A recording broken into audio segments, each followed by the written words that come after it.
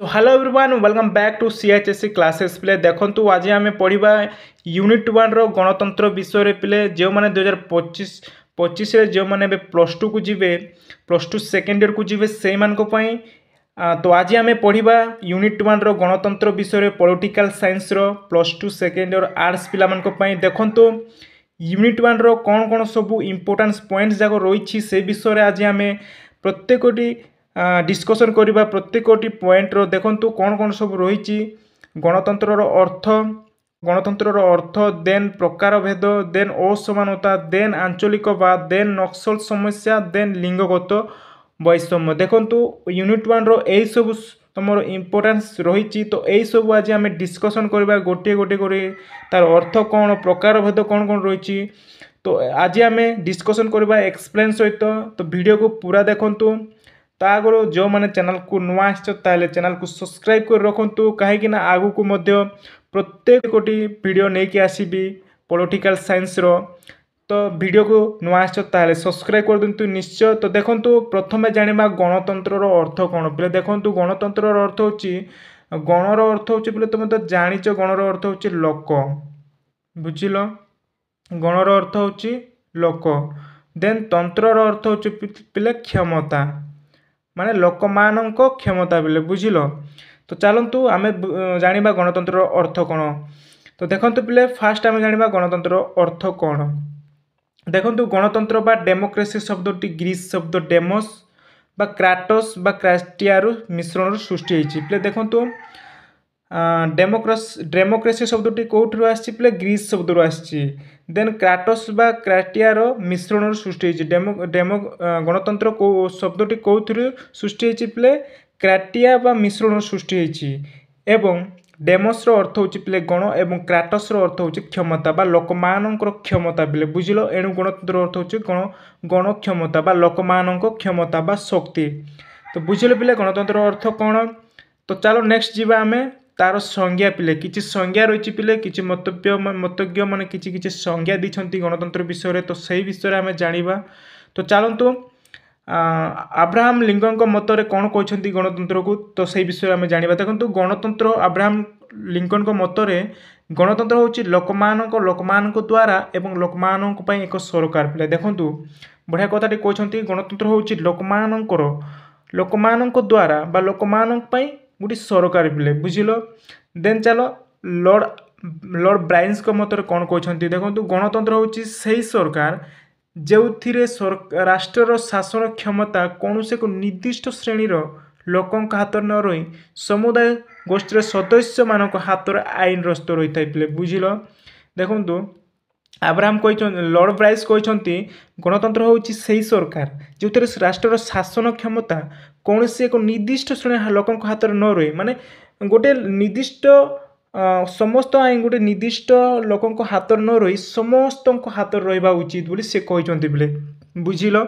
Then चलो ceiling मतरे से कौन कहते देखंतु सिलिंग मतरे कहते गणतंत्र होची एक सरकार जो प्रत्येक व्यक्तिर अंश थाई पे देखंतु सिली कौन कहते सिलिंग मतरे गणतंत्र होची एक सरकार प्रत्येक व्यक्तिर अंश थाए माने समस्त हाथ में सामान थाए माने यह थिला पे तुम संज्ञा थिला तीनोटी जाक संज्ञा तुम मन रखा चेष्टा कर जहाँकि एग्जाम रे तुम परीक्षा आसूची तीनोटी जाक मध्य जेकोसी गोटे से पकाउची तो चेष्टा कर किए कौन कहते बुझा चेष्टा कर मन रखा चेष्टा कर। तो चलतु नेक्स्ट आम जीवा प्रकार भेद गणतंत्र प्रकार भेद देखो टाइप्स ऑफ डेमोक्रेसी देखो मुख्यतः गणतंत्र को दुई भाग विभक्त कर फास्ट है प्रत्यक्ष गणतंत्र देन सेकेंड है परोक्ष गणतंत्र प्रत्यक्ष गणतंत्र बा डायरेक्ट डेमोक्रेसी परोक्ष गणतंत्र बा इनडायरेक्ट डेमोक्रेसी बुझल जोटा कि प्रत्यक्ष गणतंत्र बा सीधा सलख जो निर्वाचन होता है पे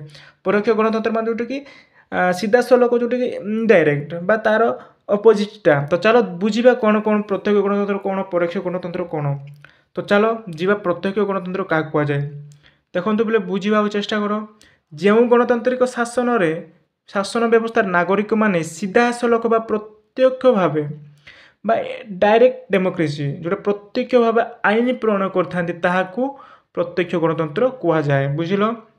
ଯେଉଁ ଗଣତାନ୍ତ୍ରିକ ଶାସନରେ ପିଲେ ଯେଉଁ ଗଣତାନ୍ତ୍ରିକ ଶାସନରେ ନାଗରିକମାନେ ସିଧାସଳଖ ବା ପ୍ରତ୍ୟକ୍ଷ ଭାବେ ବା ସିଧାସଳଖ ଭାବରେ ଆଇନ ପ୍ରଣୟନ କରିଥାନ୍ତି ବା ଗଣତନ୍ତ୍ର ଆଇନ ପ୍ରଣୟନ କରିଥାନ୍ତି ତାହାକୁ ପ୍ରତ୍ୟକ୍ଷ ଗଣତନ୍ତ୍ର କୁହାଯାଏ। ପିଲେ ଏହା ଆଉ ଗୋଟେ ମନେ ରଖ ପିଲେ, ପ୍ରତ୍ୟକ୍ଷ ଗଣତନ୍ତ୍ରର ଅନ୍ୟ ନାମ ହେଉଛି ବିଶୁଦ୍ଧ ଗଣତନ୍ତ୍ର। ପିଲେ ଦେଖନ୍ତୁ ବିଶୁଦ୍ଧ ଗଣତନ୍ତ୍ର ଏହା ମନେ ରଖ, ମାନେ ପରୀକ୍ଷାରେ ସେ ଆସେ, ମାନେ ଏ ପ୍ରତ୍ୟକ୍ଷ ଗଣତନ୍ତ୍ର ପକାଏ ଯେହେତୁ বা বিশুদ্ধ গণতন্ত্র পকায়। তো এই দুইটা মনে রাখবার চেষ্টা কর, তার অন্য নাম বিশুদ্ধ গণতন্ত্র। তো বুঝিল পিলে। তো চলো নেক্সট যা।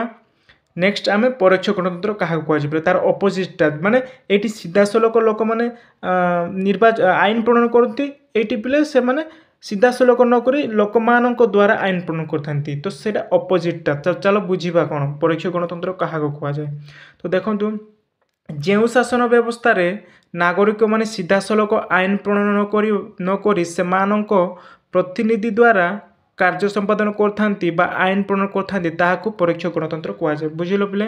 ମାନେ ତାର ଅପୋଜିଟଟା ପ୍ରତ୍ୟକ୍ଷର ଅପୋଜିଟଟା ପରୋକ୍ଷ। ମାନେ এইটি ପରୋକ୍ଷ ଗଣତନ୍ତ୍ର କ'ଣ, ଲୋକମାନେ ସିଧାସଳଖ ଆଇନ ପ୍ରଣୟନ ନକରି ଲୋକମାନଙ୍କ ଦ୍ୱାରା ପ୍ରତିନିଧି କାର୍ଯ୍ୟ ଦ୍ୱାରା ସମ୍ପାଦନ କରିଥାନ୍ତି ବା ଲୋକ ପ୍ରଣୟନ ନକରି ସେମାନଙ୍କ ପ୍ରତିନିଧି ଦ୍ୱାରା କାର୍ଯ୍ୟ ସମ୍ପାଦନ କରିଥାନ୍ତି ବା ଆଇନ ପ୍ରଣୟନ କରିଥାନ୍ତି ତାହାକୁ ପରୋକ୍ଷ ଗଣତନ୍ତ୍ର କୁହାଯାଏ। ବୁଝିଲ। ତାର ଅନ୍ୟ ନାମ ହେଉଛି ପ୍ରତିନିଧିମୂଳକ ଗଣତନ୍ତ୍ର। ହେଲା, ପରୋକ୍ଷ ଗଣତନ୍ତ୍ରର ଅନ୍ୟ ନାମ ହେଉଛି ପ୍ରତିନିଧିମୂଳକ ଗଣତନ୍ତ୍ର। ମନେ ରଖିବାକୁ ଚେଷ୍ଟା କର, ଏଇଟା ପରୀକ୍ଷାରେ ଆସେ, ତୁମେ ବୁଝିବାକୁ ଇଜି ହେବ ମନେ ରଖିଥିଲେ। ତ ଚାଲନ୍ତୁ ଏବେ ଆମେ ଜାଣିବା ପ୍ରତ୍ୟକ୍ଷ ଗଣତନ୍ତ୍ର ଉପାଦାନ। ତାର ଉପାଦାନ କ'ଣ କ'ଣ ଜାଣିବା। ପ୍ରତ୍ୟକ୍ଷ ଗଣତନ୍ତ୍ର ସଠିକ୍ କାର୍ଯ୍ୟ କରିବା ପାଇଁ ତିନୋଟି ଉପାଦାନ ରହିଛି ପିଲେ। ବୁଝିଲ, ତିନୋଟି ଉପାଦାନ ରହିଛି। ତାହା ହେଲା ଗଣଭୋଟ, ଗଣୋଦ୍ୟୋଗ, ପ୍ରତ୍ୟାହାର। ବୁଝିଲ ପିଲେ। ତ ଚାଲନ୍ତୁ ତାର କନସେପ୍ଟଟା ବୁଝିବାକୁ ଚେଷ୍ଟା କର। ଗଣଭୋଟ ମାନେ କ'ଣ, ମାନେ ରେଫରେଣ୍ଡମ୍ ମାନେ କ'ଣ, ଗଣୋଦ୍ୟୋଗ ମାନେ କ'ଣ, ଇନିସିଏଟିଭ୍ ମାନେ କ'ଣ, ପ୍ରତ୍ୟାହାର ମାନେ କ'ଣ, ରିସେଲ୍ ମାନେ କ'ଣ ବୋଲେ ଦେଖନ୍ତୁ। ତ ଗୋଟେ କରି ଆମେ ବୁଝିବା ପିଲା। ଚାଲନ୍ତୁ। ତ ଦେଖନ୍ତୁ ଫାର୍ଷ୍ଟ ଆସିଲା ଗଣଭୋଟ କାହାକୁ କୁହାଯାଏ ପିଲେ, ବୁଝିବାକୁ ଚେଷ୍ଟା କର। ତ ଦେଖନ୍ତୁ ଯେଉଁ ବ୍ୟବସ୍ଥାରେ କୌଣସି ଆଇନଗତ ଚିଠା ବ୍ୟବସ୍ଥାପକ ସଭା ଦ୍ୱାରା ଅନୁମୋଦିତ ହେବା ପରେ ଗଣମଞ୍ଜୁରୀ ପାଇଁ ପଠାଯାଏ ଏବଂ ବିଧାନମଣ୍ଡଳ ସ୍ୱୀକୃତି ପରେ ଆଇନର ଚିଠାକୁ ଭୋଟରମାନଙ୍କ ପାଇଁ ଉପସ୍ଥାପିତ କରିବା ପଦ୍ଧତିକୁ ଗଣଭୋଟ କୁହାଯାଏ ପିଲେ ବା ରେଫରେଣ୍ଡମ୍ କୁହାଯାଏ। ବୁଝିଲ।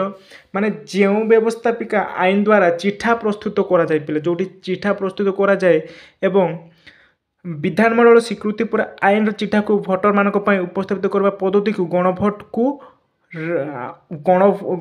କୁହାଯାଏ ପିଲେ। ଦେଖନ୍ତୁ ଯେଉଁଟା ଆଇନ ଚିଠା ପ୍ରସ୍ତୁତ କରାଯାଏ ପିଲେ, ସମସ୍ତ ଆଉ ଚିଠା ପ୍ରସ୍ତୁତ କରି ମଞ୍ଜୁରୀ ପାଇଁ ପଠାଯାଏ, ମାନେ ଯେଉଁଠିକି ଅନୁମୋଦନ ହେବା ପରେ, ମାନେ ଯେଉଁଟାକି ଅନୁମୋଦନ ହେବା ପରେ ଗଣମଞ୍ଜୁରୀ ପାଇଁ ପଠାଯାଏ ଏବଂ ବିଧାନମଣ୍ଡଳ ସ୍ୱୀକୃତି ପରେ ଆଇନର ଚିଠାକୁ ଭୋଟରମାନଙ୍କ ପାଇଁ ଉପସ୍ଥାପିତ କରିବା ପଦ୍ଧତିକୁ ଗଣଭୋଟ କୁହାଯାଏ ପିଲେ। ବୁଝିଲ। ତ ଚାଲ ନେକ୍ସଟ ଯିବା। ଚାଲ ତାପରେ ଆସିଲା ପିଲେ ଗଣୋଦ୍ୟୋଗ କାହାକୁ କୁହାଯାଏ। ଦେଖନ୍ତୁ ଏହାର ତାର ଅପୋଜିଟଟା।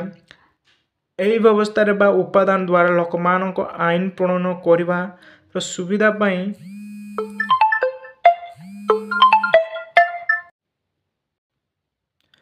ଏହି ବ୍ୟବସ୍ଥା ଉପାଦାନ ଦ୍ୱାରା ଲୋକମାନେ ଆଇନ ପ୍ରଣୟନ କରିବା ସୁବିଧା ପାଇଁ ଥାନ୍ତି।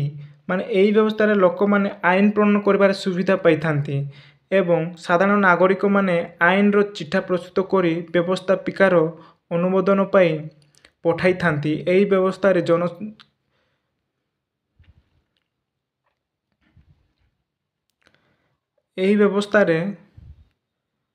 ବ୍ୟବସ୍ଥାରେ ଲୋକମାନଙ୍କ ଠାରୁ ଆରମ୍ଭ ହୋଇଥିବାରୁ ଏହାକୁ ଗଣୋଦ୍ୟୋଗ କୁହାଯାଏ।